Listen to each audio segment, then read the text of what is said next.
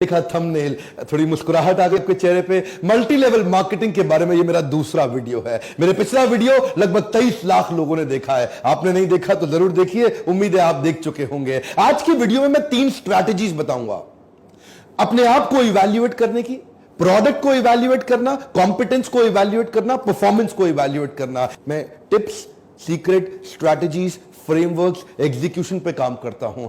जड़ें मजबूत करने वाला वीडियो है ये 3 स्टेप का। इसके बाद एक वीडियो और देने का भी मन है मेरा। शायद ही ऐसी कोई बड़ी मल्टी लेवल मार्केटिंग की कंपनी बची हो जिसके ओनर, प्रमोटर, चेयरमैन या डायरेक्टर ने मुझसे पर्सनल आके कोचिंग ना ली हो या मेरा लीडरशिप फनल ना अटेंड किया हो।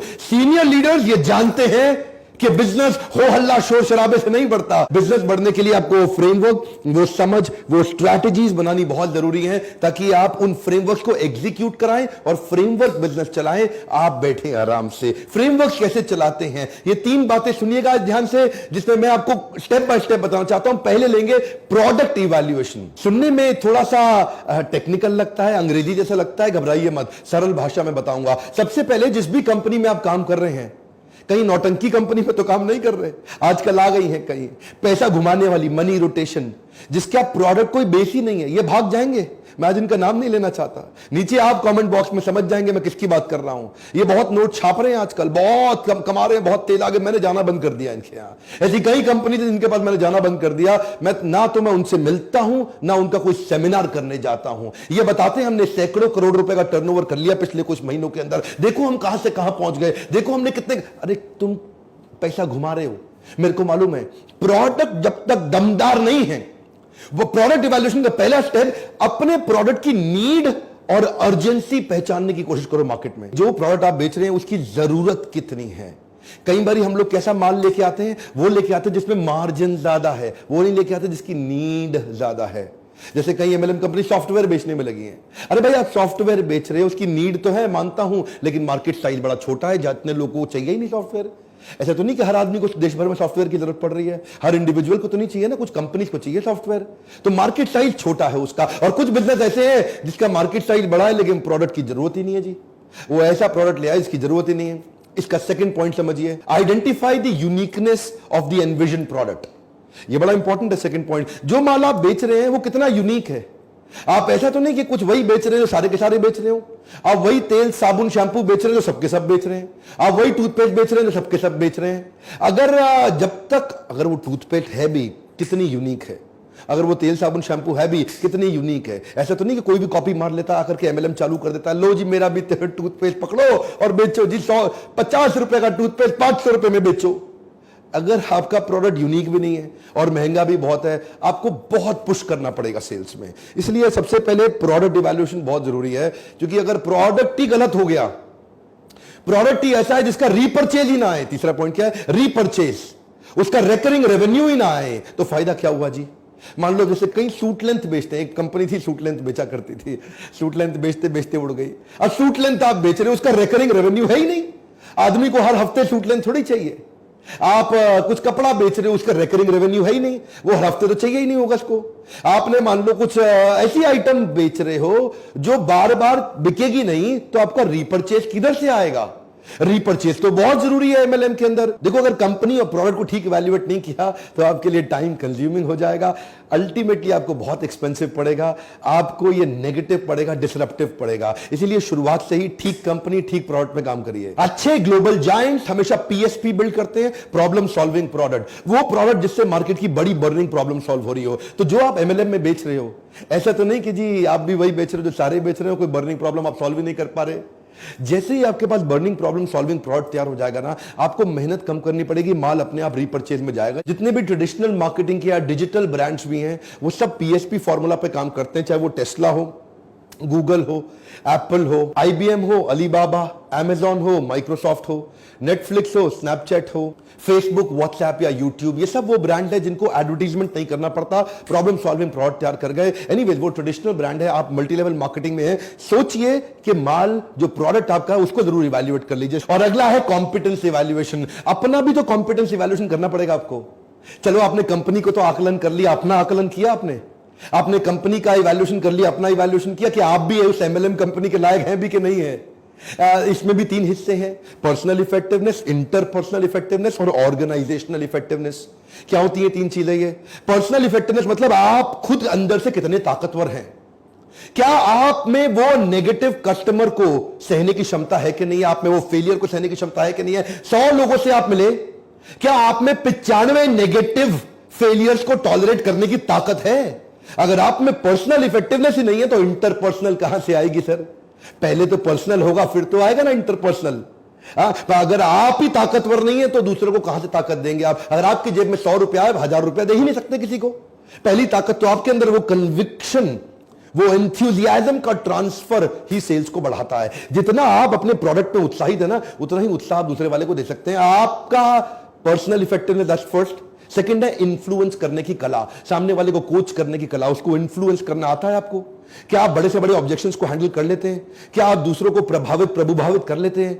ये हो गया इंटरपर्सनल। पहला पर्सनल, दूसरा इंटरपर्सनल, तीसरा ऑर्गेनाइजेशनल। ऑर्गेनाइजेशनल क्या होता है? अपलाइन और डाउनलाइन। इनके साथ आपके कैसे संबंध, क्या आप अपलाइन को कंटिन्यूअसली रिस्पेक्ट कर पा रहे हैं या अपलाइन को अपने कंपटीशन की तरह देख रहे हैं? अगर अपलाइन से संबंध अच्छा नहीं है, आपका गेम तो वैसे भी ओवर हो जाएगा। लंबा वो आदमी टिकता ही नहीं जो अपने सीनियर की रिस्पेक्ट ही ना कर सके। और डाउनलाइन को आप कितना इन्फ्लुएंस कर पा रहे हैं, इसको बोलते हैं ऑर्गेनाइजेशनल। ऊपर नीचे दाएं बाएं, जब पूरी ऑर्गेनाइजेशन को आप रन करने लायक हो जाते हैं, सबसे बड़े डायमंड बनते हैं आप। पावरफुल डायमंड बनने के लिए भगवद गीता में कृष्ण ने भी एक श्लोक बोला है, 3 अध्याय का 21वां श्लोक। अगर आप शक्तिशाली डायमंड बनना चाहते हैं, श्लोक को समझिए। क्या कहते हैं कृष्ण? यद यदाचरति श्रेष्ठ तत्तदेव तरो जना स यत् प्रमाणम कुरुते लोकस्तदनुवर्तते। ध्यान दीजिए, कम ऑन। यद यद तत्तद, यद यद जैसा जैसा, तद तद वैसा वैसा, जैसा जैसा लीडर करेगा वैसा वैसा तो डाउनलाइन भी करेगा, पर जैसा जैसा अपलाइन कहेगा वैसा वैसा डाउनलाइन नहीं करेगा। लीडरशिप सफल तभी होती है जब आप करके दिखा पाते हैं। पहले आचार फिर प्रचार। जैसा जैसा लीडर करेगा, डाउनलाइन अपने आप करेगा, पर अगर लीडर खाली कहेगा, डाउनलाइन कुछ नहीं करेगा। So what is needed is आपका, अब पहले हमने क्या किया? प्रोडक्ट का इवैल्यूएशन। अब आप क्या कर रहे हैं? अपनी कॉम्पिटेंस का इवैल्यूएशन। सफल होना चाहते हैं, कंपनी भी अच्छी होनी चाहिए और आप में भी वो दम होना चाहिए। इसमें 4 प्रकार के लोग हैं। मैंने पिछले भी वीडियो में आपको बताया था कि लीडरशिप फनल में हम आपको कॉम्पिटेंस एनालिसिस करते हैं। बहुत से एमएलएम के लोग हर बैच में लीडरशिप फनल में आते ही हैं। आप एक्शन मैन है, आप प्रोसेस मैन है, आप पीपल मैन है, कि आप आइडिया मैन है। एक्शन मैन एकदम एक्शन में लग जाता है, ये लोग एमएलएम में सफल हो जाते हैं। उसकी स्पीड तेज है, उसका एग्जीक्यूशन, डिसीजन अभी की अभी, राइट नाउ करके दिखाएंगे, जान लगा दूंगा, एड़ी चोटी का जोड़ लगा दूंगा, ये एक्शन मैन है। प्रोसेस मैन क्या है? नहीं नहीं नहीं, स्टेप बाय स्टेप चलेंगे। पहले डेटा दिखाओ, पहले मुझे थोड़ा पीछे के टेस्टिमोनियल्स दिखाओ, मेरे को रेफरेंस चाहिए, मेरे को डिटेल चाहिए, मेरे को पूरे स्टेप्स चाहिए, पहले एनालिसिस करूंगा। प्रोसेस मैन धीरे धीरे चलता है। पीपल मैन रिश्ते बनाता है, लोगों के साथ जुड़ के चलता है।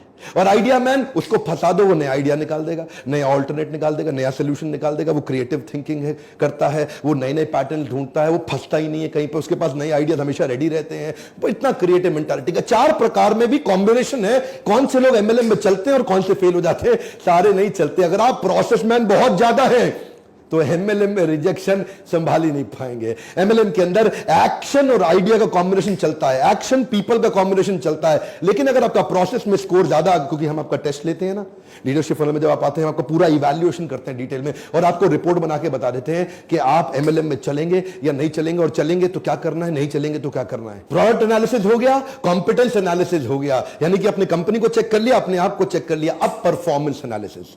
भैया आप घुस तो गए कंपनी में, एमएलएम में ज्वाइन तो कर गए, अब 5 स्टेप में देखिए कि आपकी परफॉर्मेंस ठीक आ रही है कि नहीं आ रही है।